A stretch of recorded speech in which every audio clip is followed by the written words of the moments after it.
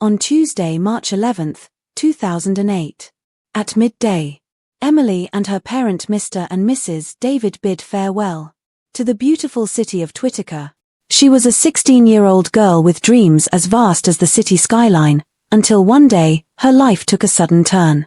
Emily, alongside her family, bid farewell to the only home they had ever known and embarked on a journey to Wales, a land of rolling hills and ancient mysteries, over 2,622 kilometers away. Their destination was Bangor University, where Emily had secured admission. The decision to relocate stemmed from multiple factors, including Emily's acceptance to Bangor University, a renowned institution conveniently positioned near their new hometown of Brewer. Additionally, Emily's father secured employment in Brewer as an IT consultant with a private company, further solidifying their transition to this new location. As they settled into their new surroundings, Emily's anticipation for her university experience grew. 14 days after their arrival, the momentous day arrived, the commencement of Emily's higher education journey at Bangor University. Stepping onto the university campus for the first time, Emily was enveloped in a whirlwind of emotions. Excitement coursed through her veins as she realized she was entering a completely new chapter of her life. However, amidst the excitement, there lingered a sense of apprehension. At just 16 years old, Emily was among the youngest freshmen on campus. Yet, her determination and eagerness to embrace the challenges of higher education overshadowed any doubts or insecurities she may have harbored. With her heart pounding with anticipation, she embarked on her journey through the bustling campus, her eyes alight with curiosity and wonder. Clutching her books tightly to her chest, Emily weaved her way through the throngs of students, each one seemingly absorbed in their own world. She couldn't help but marvel at the vibrant atmosphere surrounding her, the lively chatter, the sound of footsteps echoing against the pavement, and the sight of students engaged in animated discussions. Despite her confident demeanor, the prospect of navigating through an entirely unfamiliar environment and the uncertainties of making new connections weighed on her mind. As Emily stepped onto the campus of Bangor University on her first day, she was met with bewildered stares and whispers. Strangers addressed her as Sonia, a name unfamiliar to her ears. Confusion clouded as Emily made her way through the bustling corridors. She couldn't shake off the nagging feeling that something was off. Groups of chatting students caught her attention, but it wasn't their conversations that struck her as odd. It was the way they addressed her, repeatedly calling out to her as Sonia. Perplexed, Emily halted in her tracks, wondering if there was some misunderstanding. Yet, as she listened closer, she realized they weren't mistaken. They genuinely believed she was Sonia. A sudden barrage of words from a passing girl jolted Emily out of her thoughts. "Hey, Sonia, thanks for the books you gave me yesterday. I really appreciate it," the girl exclaimed cheerfully. Taking a moment to process, Emily responded with calm determination, "I'm not Sonia. My name is Emily. I just moved to this city last week, and today is my first day at school." Her words hung in the air, echoing the confusion that clouded her experience since arriving at this unfamiliar place. The girl blinked, momentarily taken aback by Emily's assertion. "Oh, sorry about that," she said, her embarrassment palpable. "You just look so much like Sonia. I thought you were her." Emily offered a small, understanding smile. "It's okay. I've been hearing that a lot today. But yeah, I'm definitely not Sonia." With a nod and a slight flush of her cheeks, the girl introduced herself. "Well, nice to meet you, Emily. I'm Sheila." "Nice to meet you too, Sheila," Emily replied, feeling a sense of relief as the tension dissipated. Despite Sheila's assurance, Emily couldn't shake the sense of unease that lingered. Who was Sonia, and why did everyone mistake her for her? The mystery tugged at her thoughts, distracting her from the excitement of her first day. As she continued on her way to the head of faculty and dean's office to complete her documentations, Emily resolved to uncover the truth and carve out her own identity, regardless of the constant comparisons to someone she had never met. Meanwhile, across town, Sonia, who started school some 6 months ago, was getting ready come to campus. As she brushed her hair in front of the mirror, and admired her unique face and eyes which most of her friends have always admired, especially the male folks.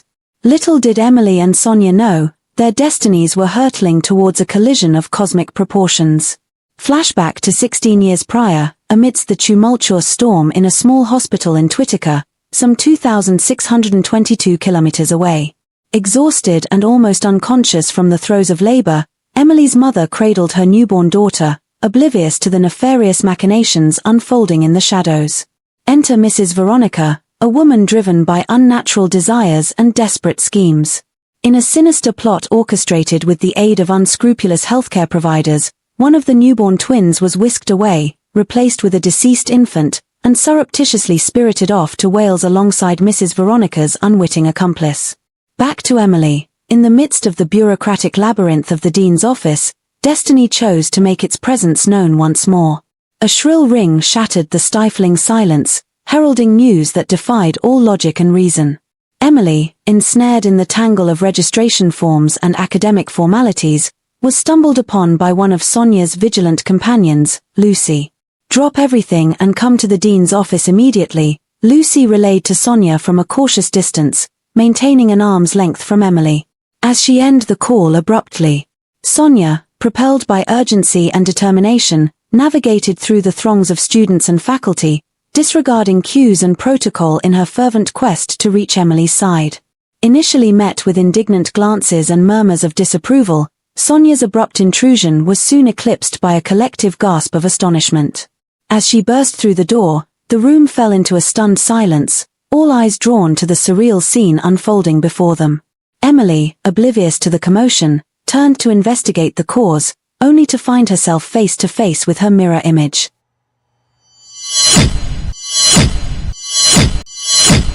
In that fleeting moment, as their gazes locked in mutual astonishment, time seemed to stand still.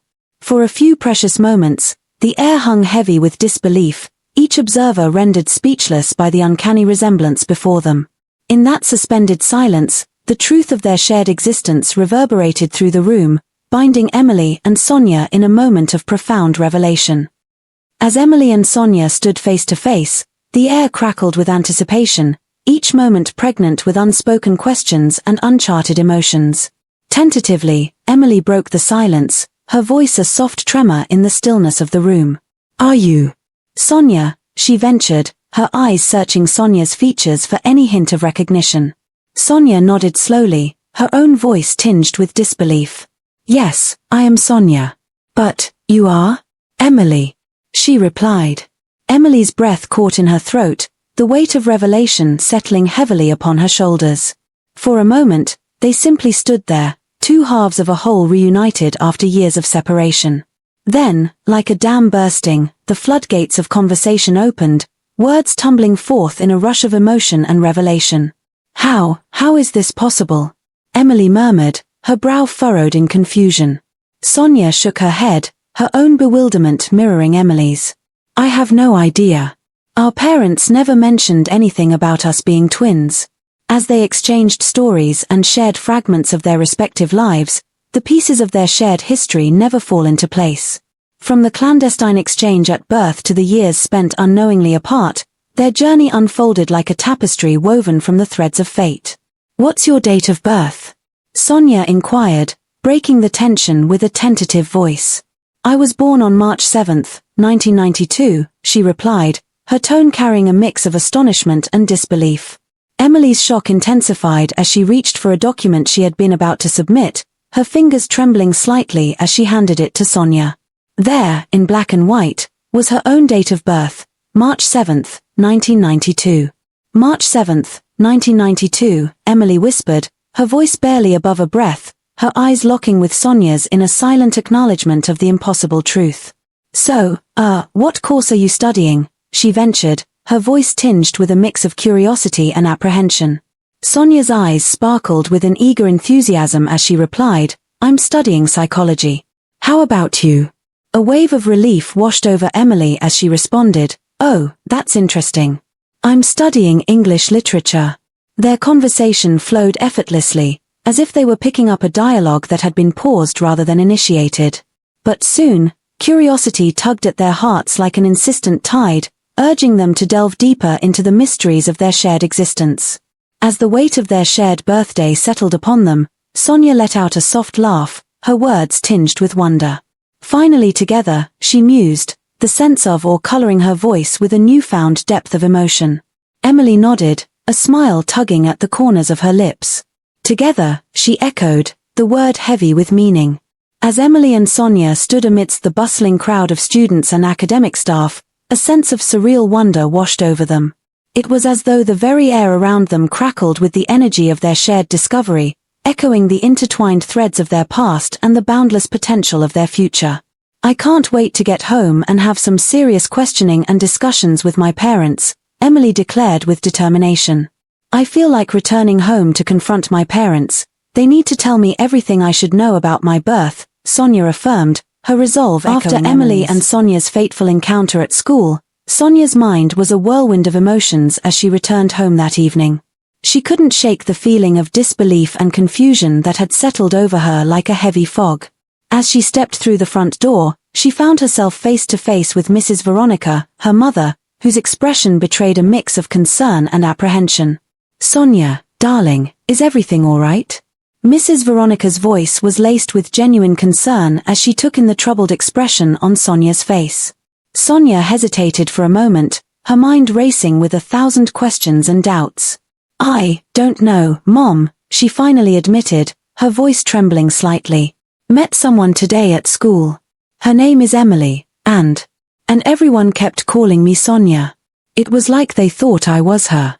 Mrs. Veronica's eyes widened in surprise, but she quickly composed herself, offering Sonia a reassuring smile. Oh, sweetheart, I'm sure it's just a misunderstanding. People often mistake others for someone else, especially if they look similar. Try not to worry too much about it, okay? But Sonia couldn't shake off the feeling of unease that lingered in the pit of her stomach. But Mom, it wasn't just that, she persisted, her voice growing more insistent. Emily, she looked exactly like me. It was like looking into a mirror. Mrs. Veronica's composed facade flickered for a fleeting moment, a hint of uncertainty betraying her usual calm demeanor. She struggled to maintain her composure, her mind racing to find a plausible explanation for the unsettling revelation that Sonia had stumbled upon. That's rather peculiar, isn't it? She finally managed, her voice strained as she tried to rationalize the inexplicable coincidence. Her gaze flitted away momentarily before returning to meet Sonia's searching eyes. But I'm sure there's a logical explanation for all of this. Perhaps she's just a distant relative or a look-alike. Let's not dwell on it too much, darling, she urged, her tone attempting to soothe the growing unease in the room. Sonia's heart pounded in her chest as she fought back the torrent of questions flooding her mind. Mom, when exactly was I born? What is my date of birth? She pressed, her voice quivering with a mix of anxiety and desperation. Mrs. Veronica hesitated, her eyes betraying a flicker of hesitation before she responded. I believe it's 1992, March 7th, she replied tentatively, her voice tinged with uncertainty. Sonia's breath caught in her throat as the weight of the revelation crashed over her like a tidal wave. The realization that Emily shared the exact same date of birth sent shockwaves through her, shaking the very foundation of her understanding of her own identity. Mom, what are the chances that Emily's date of birth is also March 7th, 1992? Is there something you're not telling me? Sonia pleaded, her voice trembling with emotion. Tears welled in her eyes, threatening to spill over as she waited anxiously for her mother's response. But Mrs. Veronica remained silent, her lips pressed into a tight line as she struggled to find the words to explain the inexplicable. Despite her mother's attempts to placate her, Sonia couldn't shake off the feeling of unease that lingered in the back of her mind. As she retreated to her room for the night, her thoughts swirled with questions and doubts, leaving her restless and unsettled. The following morning, as Sonia sat down for breakfast with her father, the atmosphere in the room was tense with unspoken tension. Mr. David, Veronica's husband, glanced up from his newspaper, his brow furrowing in concern as he took in the solemn expression on Sonia's face. Is everything all right, sweetheart? He inquired, his voice filled with genuine concern. Sonia hesitated for a moment, her mind racing with 1,000 uncertainties. Dad, I need to talk to you about something, she began, her voice faltering slightly. Yesterday at school, I met someone who looked exactly like me. Her name is Emily, and everyone kept calling me Sonia. Mr. David's eyes widened in surprise, but he quickly masked his reaction with a reassuring smile. That's certainly unexpected," he replied carefully, his tone measured. "But I'm sure there's a logical explanation for it. Perhaps it's just a coincidence. Try not to worry too much, darling." But despite her father's attempts to reassure her, Sonia couldn't shake off the feeling of unease that gnawed at her insides. As she watched him retreat behind the safety of his newspaper, she couldn't help but wonder if he also harbored secrets of his own. And deep down, she knew that the truth she sought lay buried beneath layers of deception and lies, waiting to be unearthed. As Emily navigated her way home, her focus remained steadfast on acquainting herself with the unfamiliar surroundings. Lost in her thoughts, she scarcely noticed the beauty of the new city surrounding her. Her mind replayed the events of the day on an endless loop, each moment etched vividly in her memory. Upon reaching her doorstep, Emily couldn't suppress a sigh of relief. The first day at her new school had drawn to a close, and she felt a wave of anticipation to unwind and recount her experiences with her family. "Hey, Emily, how was your first day?" her mom asked from the kitchen, where the scent of dinner wafted through the air. Emily dropped her backpack by the door and plopped down at the kitchen table. "It was interesting," she replied, trying to find the right words to encapsulate the whirlwind of emotions she had experienced. Her dad looked up from his newspaper, curiosity evident in his eyes. "Interesting how?" he prompted. "Well, first off, everyone kept calling me Sonia," Emily explained, a bemused expression crossing her face. "I mean, it was like I had suddenly transformed into someone else overnight. And to make matters even more confusing, there's this girl named Sonia who looks exactly like me. It's like we're long-lost twins or something." Her mother halted her chopping, a perplexed furrow appearing on her brow. "That's peculiar. Am I seeing double?" Emily questioned incredulously, struck by the uncanny resemblance. "I remember the nurse mentioning that the other baby didn't make it at birth. I didn't even see her. I was too dazed and weak to grasp the details, but that was 16 years ago, in distant Twitica." With a thoughtful gaze, Mrs. Ben, Emily's mother, offered sage advice. "Only time will unfold any hidden truths. Just remain true to yourself, Emily, and everything will reveal itself in due course." Emily shook her head vigorously. "Positive. We're not related at all. But everyone on campus seems to think otherwise. It's like they can't wrap their heads around the fact that there could be two people who look so alike." After Sonia's bewildering encounter with her doppelganger, Emily, at the Dean of Education's office, she sought solace in discussing the bizarre events with her school advisor. Sitting in the cozy office, Sonia recounted every detail, her voice trembling with disbelief. "I couldn't believe it," Sonia began, her hands fidgeting nervously in her lap. "Emily looked exactly like me. Same age, same date of birth, it was uncanny." The advisor leaned forward, her expression a mix of concern and intrigue. "And how did you feel about this encounter, Sonia?" "It was surreal," Sonia replied, her mind still reeling from the experience. "I felt like I was staring into a mirror, but one that was somehow distorted." As Sonia continued to describe the encounter, she couldn't shake the unease that had settled deep within her. The advisor listened attentively, occasionally nodding in understanding. "And when you returned home, how did your family react to this revelation?" the advisor inquired gently. Sonia sighed, her brow furrowing with frustration. "That's the strangest part. My mother seemed completely indifferent, as if it was just another mundane event. And when I asked her if I had a twin or if there was any explanation, she couldn't give me a straight answer." The advisor's eyes widened in concern, recognizing the gravity of the situation. "It sounds like there's more to this than meets the eye, Sonia. I think we need to involve someone who can help unravel this mystery." With a determined nod, the advisor picked up the phone and dialed a number. Her conversation with Detective Inspector Rhys Evans was brief, but urgent.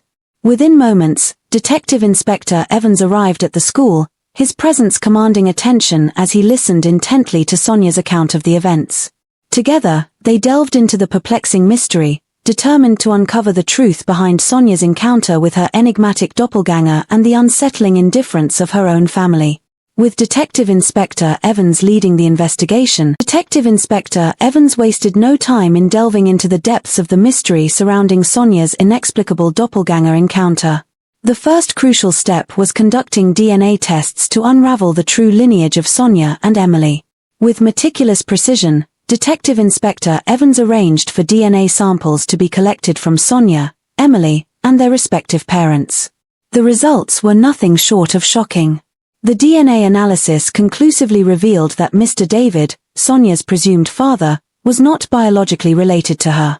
Instead, it was revealed that Mr. Ben, Emily's father, shared the same genetic markers with Sonia, confirming their biological connection as twins. As this revelation sent shockwaves through the community, Detective Inspector Evans didn't hesitate to take decisive action. Armed with irrefutable evidence, he swiftly moved to bring justice to light. Mrs. Veronica, Sonia's mother, found herself facing the weight of the law as charges were brought against her for concealing the truth about Sonia's parentage. The courtroom became the arena where the hidden truths emerged from the shadows. Mrs. Veronica stood accused, her once composed facade crumbling under the weight of scrutiny. As the trial unfolded, the full extent of her deception was laid bare, painting a picture of deceit and betrayal. Despite the tumultuous emotions swirling around Sonia, there was a sense of closure as the truth emerged. Detective Inspector Evans's unwavering commitment to uncovering the facts had brought clarity to Sonia's bewildering experience. Though the journey had been fraught with uncertainty and heartache, justice prevailed, offering solace to Sonia and Emily as they embarked on a new chapter, bound together by blood and the truth that had finally come to light reveal secrets hidden in the shadows, bringing clarity to Sonia's bewildering experience. As Detective Inspector Evans stood before the crowded courtroom, his voice rang out with authority, delivering the shocking revelations that would unravel the tangled web of deceit spun by Mrs. Veronica. "We traced Mrs. Veronica's footsteps back to Twitica," Detective Evans began, his tone grave yet determined. There were discrepancies in her medical records, inconsistencies that raised red flags. "We delved deeper, reaching out to authorities in Twitica for assistance. It was a painstaking process," Detective Evans continued, "but eventually, we uncovered the truth. Mrs. Veronica had faked her pregnancy, using pills to mimic the symptoms of pregnancy, a condition known as pseudocyesis. The depths of Mrs. Veronica's deception are truly staggering," Detective Evans declared, his words echoing in the tense silence of the courtroom. "Not only did she feign pregnancy to avoid the pain of childbirth, but she callously orchestrated the theft of Sonia, the twin sister of Emily, at birth." Gasps of disbelief rippled through the courtroom as Detective Evans laid bare the extent of Mrs. Veronica's wickedness. Sonia and Emily sat frozen in their seats, their faces a mask of horror and disbelief, as the truth unfolded before them like a nightmare come to life. The revelation of Mrs. Veronica's calculated actions sent shockwaves through the courtroom, eliciting murmurs of outrage and condemnation from the spectators. Even Sonia and Emily's parents, who had sat stoically throughout the proceedings, recoiled in disbelief at the magnitude of Mrs. Veronica's betrayal. And when confronted with the option of adoption, Detective Evans continued, his voice tinged with disgust, Mrs. Veronica callously dismissed the idea, citing concerns about her perceived fertility, yet she had no qualms about stealing an innocent child to fulfill her own selfish desires. The courtroom erupted into a cacophony of voices, the air thick with indignation and outrage at Mrs. Veronica's callous disregard for human life. As the weight of her crimes bore down upon her, Mrs. Veronica stood silent and unmoving, her facade of innocence crumbling under the weight of irrefutable evidence. In a swift and decisive verdict, the judge pronounced sentence upon Mrs. Veronica and her 5 healthcare accomplices. 30 years of imprisonment without the possibility of parole, a fitting punishment for the heinous crimes she had committed. As Mrs. Veronica was led away in shackles, the courtroom erupted into applause, a collective sigh of relief that justice had been served. Meanwhile, Mr. David, Mrs. Veronica's unwitting husband, sat stunned and bewildered, his innocence confirmed by Detective Evans' investigation. With a heavy heart, he watched as his wife was escorted away, grappling with the betrayal that had shattered his life.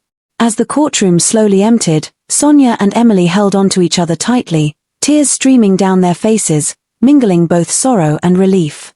Despite the profound impact of Mrs. Veronica's deceit on their lives, they found comfort in the fact that justice had been served. For Sonia, the unveiling of the truth brought an unexpected wave of happiness amidst the turmoil. Meeting her biological mother and discovering a sister she never knew existed filled her heart with a mix of emotions, joy tinged with a hint of sadness for the lost time. With the unwavering support of each other, Sonia and Emily embarked on a journey of healing, determined to mend the wounds inflicted by Mrs. Veronica's betrayal. In the courtroom, Sonia's school advisor, who had been present throughout the proceedings, enveloped them in a warm embrace. Relief washed over her as she witnessed the resolution of the truth.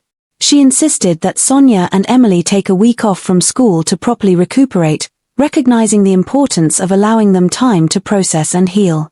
Instead of lingering sadness, an air of celebration permeated their lives as they embraced the newfound connections and the triumph of good over evil. Emily, a passionate singer throughout high school, overflowed with ecstasy and delight, seeking solace in her melodies to convey her unbridled happiness. She sang this song alongside her sister Sonia, their parents, and a crowd of appreciative onlookers. In a world so wide, two hearts beat the same. Separated by fate, never knew each other's name. Sonia lived in Wells, Emily in Twitica, 16 years apart, longing through the night. Oh, the echoes of a bond never truly known. In the whispers of the wind, the truth had grown.